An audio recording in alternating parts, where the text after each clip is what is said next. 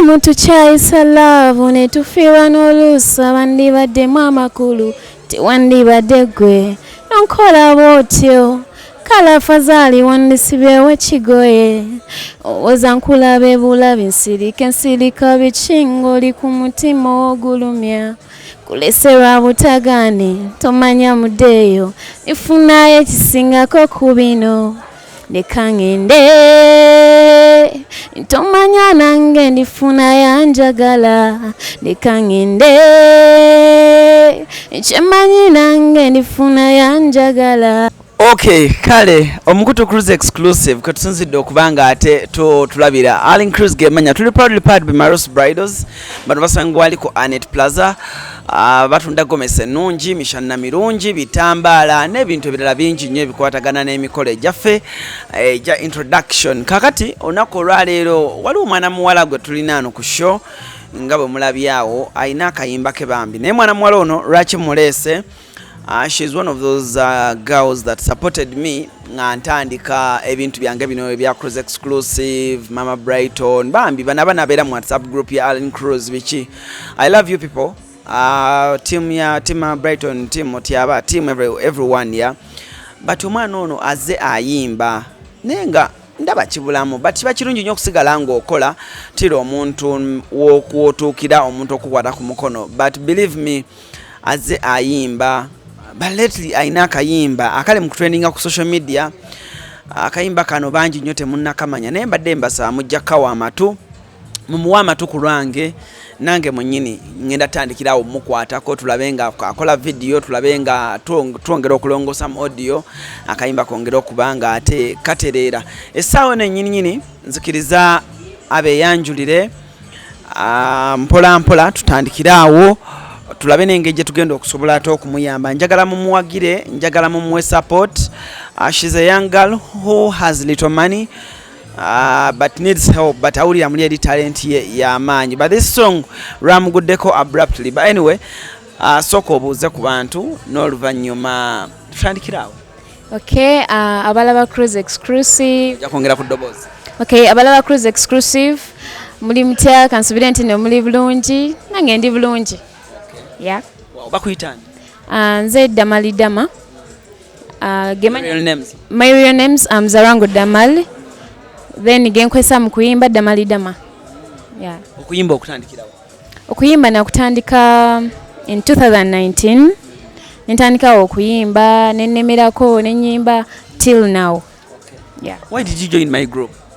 Well, I joined your group because when nakulaba first time walinga okola ku BBS nga wakatandika walinga like o influencing abaana abato abavubuka like waline momo 19 so nenjagala nnyo program ya mwentandika obeera ngamba following paka wenazula nti ne waliyo team Allen Cruise nengamba let me join this team cause Alan ina influencing anya abavubuka ebintu byokola like oletera omuntu okwekkiririza.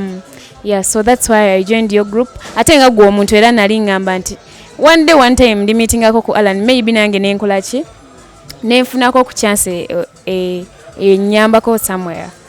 Yep. So no joining? Yeah, joining mu team. Olosanga mbani mu team?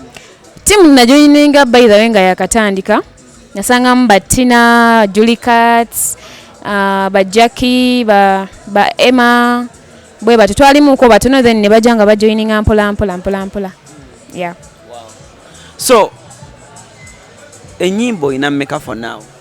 Right now ezange nganze singles nine nyimba 3 then ninayo koze nakolako n'abantu abalala 2. Yep.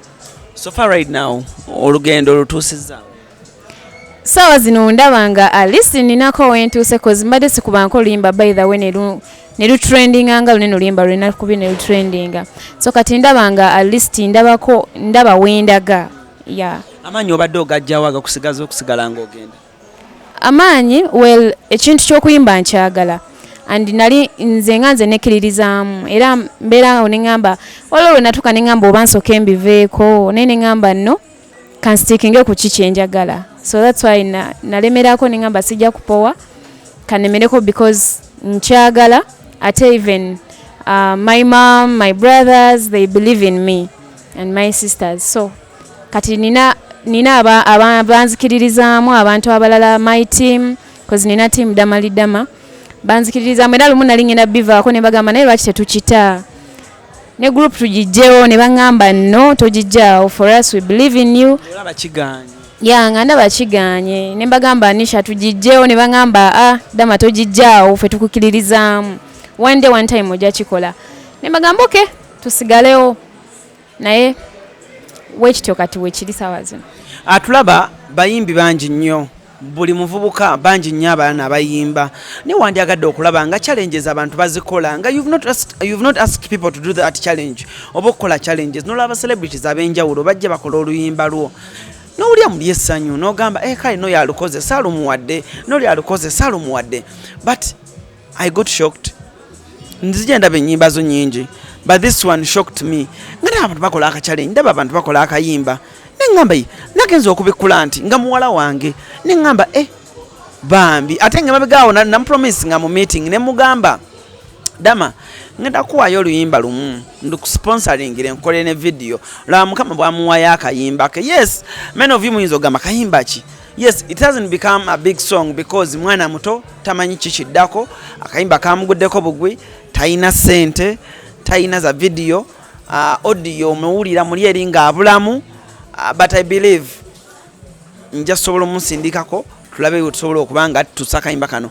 Dama akayimba kano ketwogerako abamu bayinza okuba bakewuunya, bayimbiremu akayimba kaako. Bayimbiremu pati esinga trending. Okay. Mutukyayisa love netufiirwa n'oluusi abandibaddemu amakulu tewandibadde gwe nonkola bwotyo kala fazaali wandisibyewo ekigoye owoza nkulaba ebulabi nsirika bikinga oli ku mutima ogulumya kuleserwa butagaane tomanya muddeeyo nifunayo ekisingako ku bino leka ngende tomanya nange ndifuna yanjagala leka ngende kyemanyi nange ndifuna yanjagala ndeka ezo sorry tezikyalina makulu leka ngende kyemanyi nange ndifuna yanjagala. It's like that. Wow. Ani akakuwandikidde? Akayimba nze yakawandiika. Story ngo eringa ngajimba ngo ojija ku mutima. Njijjako ku mutima. Yeah, because byatuukawo okwo kale. Yeah, biva ku mutima. Era nagenda okawandiika nga biva ku mutima. By the way, it's my first song okuba nti lwe nawandiika. Yeah, ninayo n'ennyimba endala awo ze nawandiika gye ziri eyo sinaba zirecordinga naye lwe luno lwe nakasooka ofulumya nga nze nduwandiise. Lwonna? Yeah, lwonna. Lwonna gwa luwandiika? Yeah, lwonna nze yaluwandiika. Then zino endala ze mbadde nnyimba wabadde wampandiikira. Yeah. Talk story yaka Nakayimba. What really happened in your life? I don't want to talk much about it, but just know kali like wabirawo oko some misunderstandings with your boyfriend. Yeah, gwe nayina ebintu bya kucanga ate omukutte ate awoza togenda ate alemerako ate biki. So that time nempuliranga at least njagala agende at least andeke yakati nefuna that story nempandika oluyimbo. Yep. Kati yaluuliddeko? Yaluulidde. Yaluulidde n'agamba ki? Alu supporting. Kati yafuuse ex oba? Yafuuse fan. Mukyeyagala? Tetukyeyagala. Naye nga muli bamukwano? Just kyaliwo? Yeah, tuli bakyali. Tulina Damali Dama, muyimbi muto. Olina YouTube channel? Yeah, nina YouTube channel Damali Dama. Facebook Damali Dama, Instagram Damali Dama. Ina subscribers bameka? Sawa zino.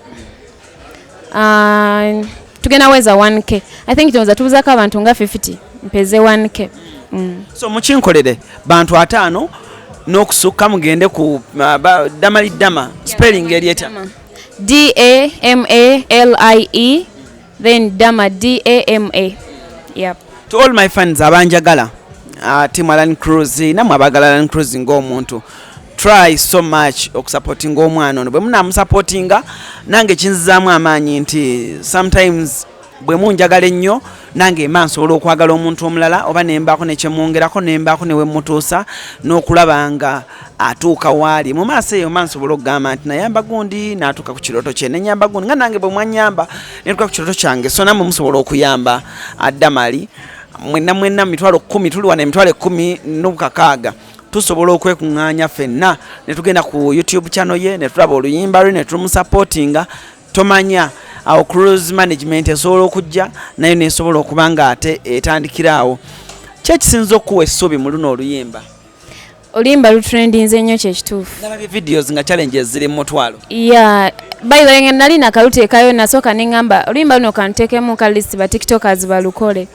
nenonyakawo ku ba tiktokers nga basaba ssente nenfunayo kalawo kyali wange Sumi kyali wange nenjogera naye nemugaa Sumi mwana nkolera ka challenge nakola challenge but bwe yakola challenge ya trendinga nnyo then nendabanga abantu batandise okukola challenge ku TikTok bazikola nageze olaba ba tiktokers abanene bonna bazikola neŋŋamba what TikTok akyomunene gwabulabe walabi like Muna soka webaze muno oyo bambi Muna isoka naddala ku baana banne naddala bakola muno omwana mungere challenge bambi Muna thank you so much nasiime nnyo challenge yakoze then Brisha Cash ne Brisha naye yakoze yes Brisha Cash naye yagikoze thank you so much then tubawadde sente nga sibawadde yadde 10 tuba communicate batuukiridde but bakoze challenge then ne wabaawo this babe akola nnyo ebintu by'abasoga oba she's who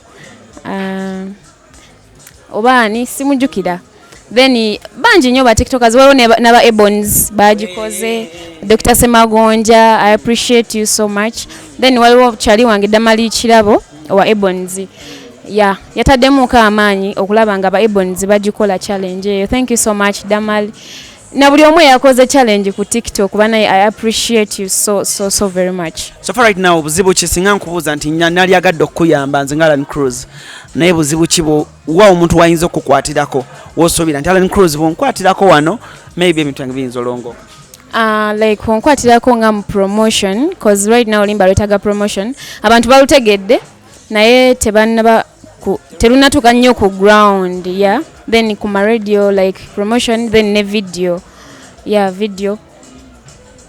byebyo so basically video yagala chokola video then n'okubanga etambula list ku TV then ne audio kugitambuzaako ku ma radios kale saba abantu kyewandyagadde okuyamba well challenge yange ogyetaaga of course ndowooza tugikole nakati kale tugenda gikola weesirekire tetuvanga nga tugikoze sikyo tugikole kati then abantu kyensaba okunyambako first of all buwagizi bwammwe kunfollowinga on Instagram Facebook biki bazi nayinayo ko obuyambi ng'osobola ogamba nti nze Dama nsobola okuyirawo omubiri tomanya ayinza obba yagamba nze nsobola okubeererawo nenkuyirawo omubiri mba nkuwelcominga ne tulaba nga tupushingako ku music I promise to give you good music bwe munaaba nga mumpagidde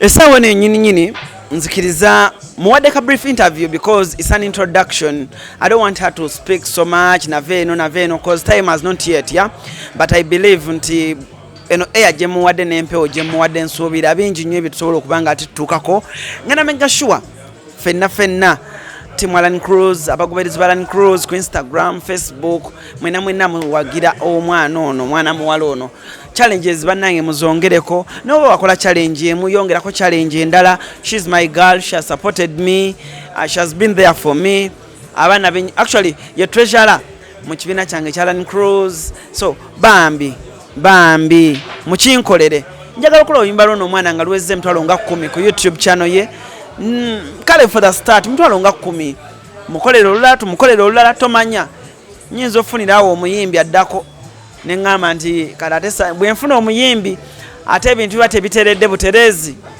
so ng'ekintu kitambula naye bambi support her Facebook okosa manya ki Facebook Damali Dama olina YouTube channel nina YouTube channel Damali Dama Facebook Damali Dama Instagram Dama eyo giwandiko DAMA Instagram Facebook yonna nkozesa Damali Dama mu nsonga ng'eyo njaga tuyambe njaga tukwatire wamu kale n'olw'ensonga eyo njagala okuba nga ate mbasibulira n'olunaku olwaleero katukole challenge ya Damali Dama sibe bulungi mweraba.